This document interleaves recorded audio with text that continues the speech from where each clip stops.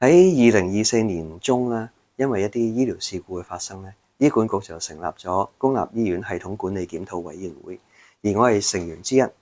喺整個檢討過程之中咧，我最着緊嘅係員工嘅工作量同埋士氣。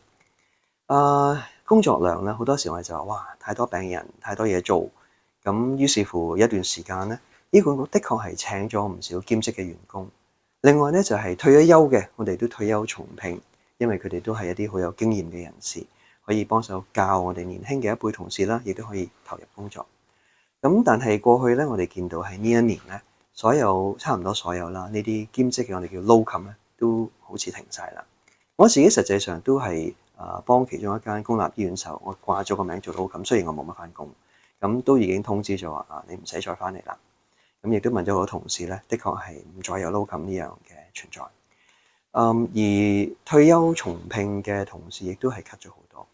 以至到前線同事咧出現一個問題就係一啲比較上有經驗嘅人少咗啦，前線嘅同事係多咗嘅，因為我哋每年訓練出嚟嘅同事都比較上多，咁但係變咗就係有個斷層，